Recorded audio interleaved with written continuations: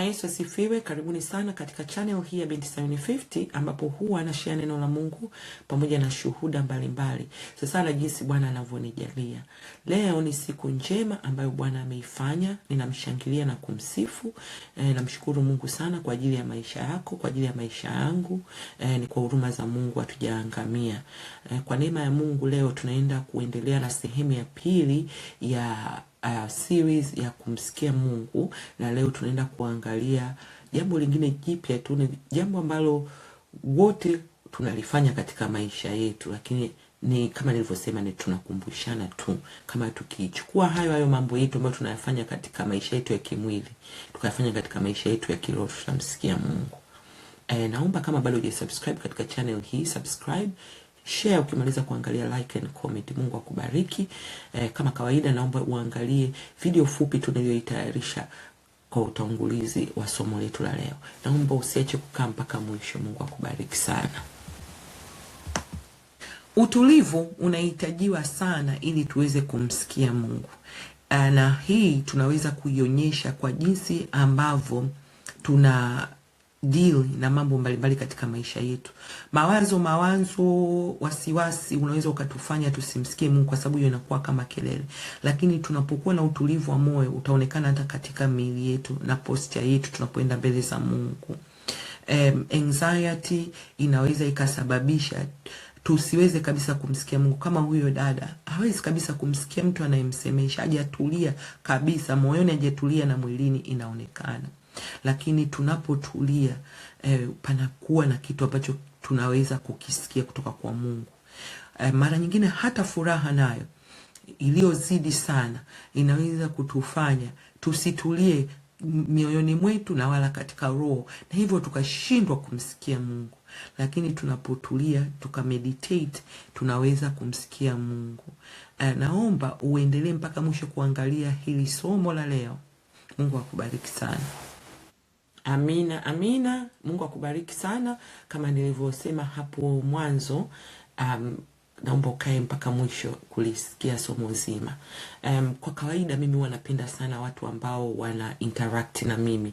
Kwa hiyo kama wewe ni mmoja wapo, utakuwa na kitu chochote cha kuongeza au kuuliza, naomba weka komenti yako hapo chini na Mungu akubariki. Kwa hiyo leo tunaongelea kuhusu utulivu. Na utulivu tunaoongelea sio utulivu wa mazingira yetu, kwa sababu utulivu wa mazingira yetu tuliuangalia wiki iliyopita tulipoongelea kuhusu kutafuta sehemu maalum, au niseme kutafuta faraga. Lakini leo tunaenda kuangalia utulivu kwetu sisi, utulivu wetu sisi, utulivu wa moyo. Ndio maana katika hiyo video nimeweka kaa kimya. Na sio tu kukaa kimya kwa kutokuongea, kwa sababu tunapoenda mbele za Mungu inawezekana kuna kitu tunataka kumwambia Mungu, lakini maongezi yanakuwa ni pande mbili. Tunaongea na yeye anaongea, tunatakiwa tumsikie. Lakini katika kumsikia tunatakiwa tuwe na utulivu moyoni mwetu. Hasa kuna vitu ambavyo vinaweza vikachafua mioyo yetu kuweza kutulia na kumsikia Mungu, na ndivyo vitu ambavyo tunaenda tumeviona hapo katika hiyo video fupi. Tumeona kwanza, inawezekana ni huzuni. Huzuni inaweza ikakufanya usimsikie Mungu kabisa, au niseme mawazo. Unapokuwa na kitu ambacho kinakufanya uwe na mawazo mengi sana. Mimi ilinikuta hapa juzi tu, sio muda mrefu. Kuna kitu cha thamani nilipoteza, niliibiwa. Nilivyoibiwa, kwa siku 3, sikudanganyi, 3 days nimejifungia ndani. I'm just crying kwa sababu sijui ni namna gani nitarecover.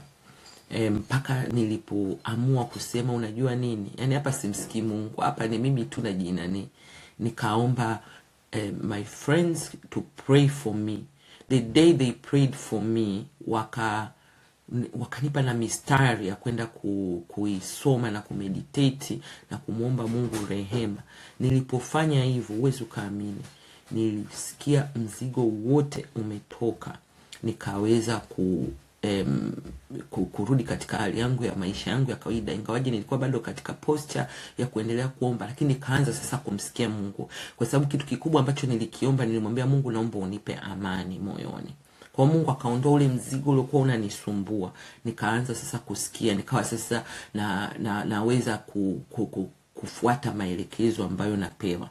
Namshukuru Mungu, ingawaje siku mpaka mwisho wa hilo tukio nimepata niseme 90%, nimerecover 90% ya kitu ambacho nilipoteza, lakini that is the best kwangu mimi. Namshukuru Mungu kwamba that is the best outcome ambayo ningeweza kuipata. Wakati ule nawazawaza, nilikuwa nafikiria the worst outcome.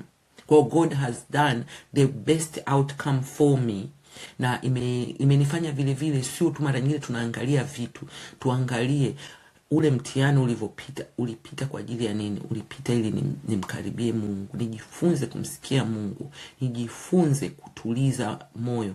Na kwenye kutuliza moyo sio kwa nguvu wala uwezo, ni kama nilivyosema, nilimuomba Mungu. Sasa ngoja tuangalie maneno ya Mungu yanasemaje siku ya leo katika hili swala la utulivu.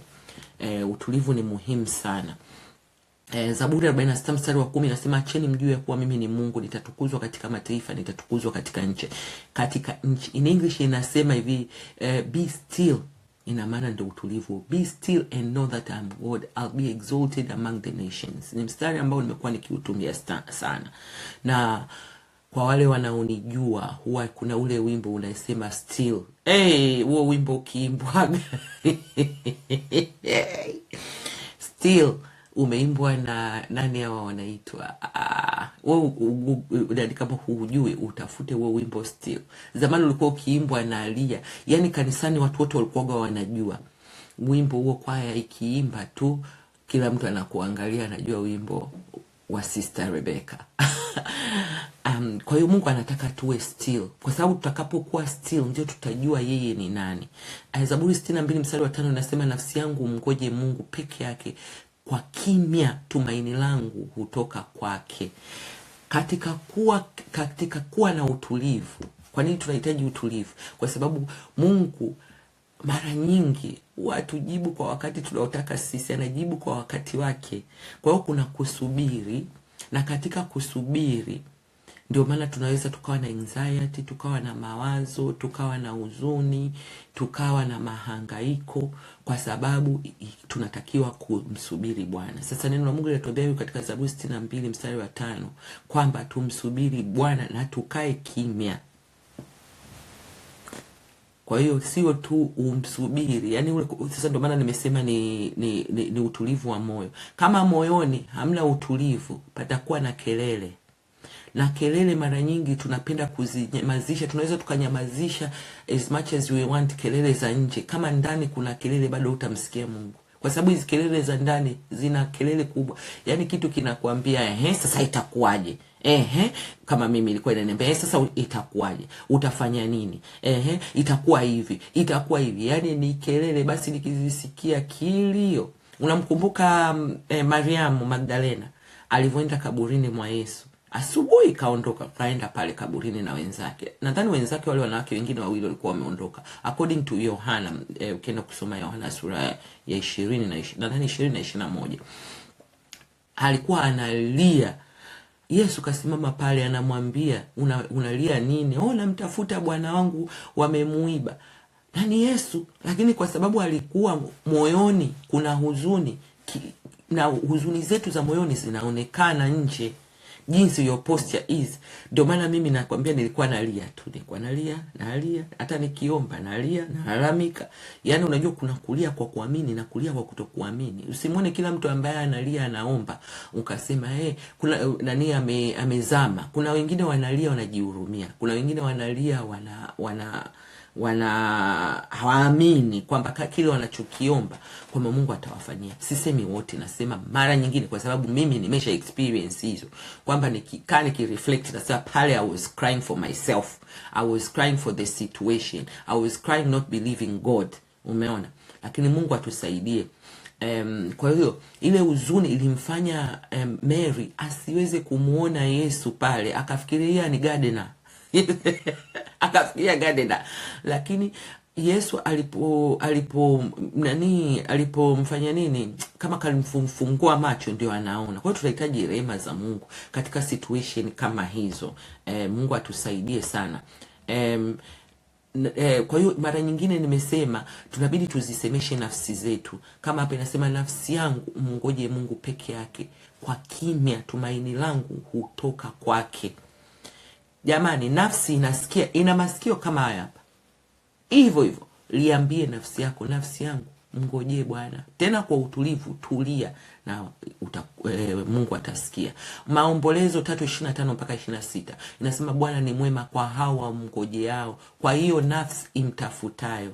Ni vema mtu autarajie wokovu wa Bwana na kumngojea kwa utulivu. Tumngojee Bwana kwa utulivu, sio kwa mahangaiko. Mara nyingine tunamngojea Bwana huku tunahangaika. Unamngojea Bwana au unataka kumsikia Bwana huku unaanza kusikiliza, mara umeenda huku, mara umeenda kule, mara umetoka huku. Kama huyo dada umemwona hapo anavyo pace around. Wenyewe tuna pace around.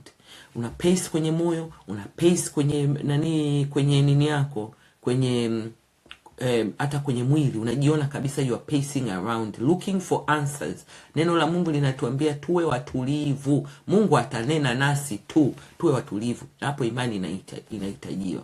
Sasa Elia katika Wafalme wa kwanza sura 19, neno la Mungu linatuambia ya kwamba mstari wa 11 na 12, Mungu akamwambia, toka usimame mlimani mbele za Bwana. Na tazama, Bwana akapita, upepo mwingi wa nguvu ukaipasua milima, ukaivunja miamba mbele za Bwana, lakini Bwana hakuwemo katika upepo ule. Na baadaye ya upepo tetemeko la nchi, lakini Bwana hakuwemo katika lile tetemeko la nchi. Na baada ya tetemeko la nchi kukawa na moto, lakini Bwana hakuwemo katika ule moto. Na baada ya moto sauti ndogo ya utulivu. Sasa wewe utasikiaje hii sauti ndogo ya utulivu ikiwa wewe mwenyewe uko moyoni mwako makelele?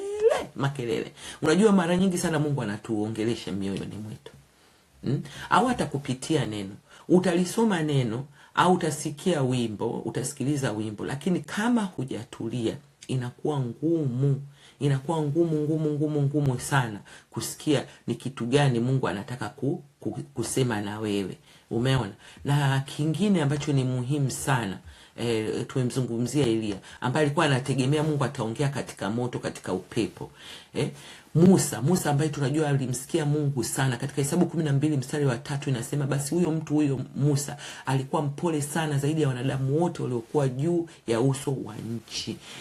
Kama mtakumbuka, nilifanya somo la upole kama wiki chache zilizopita.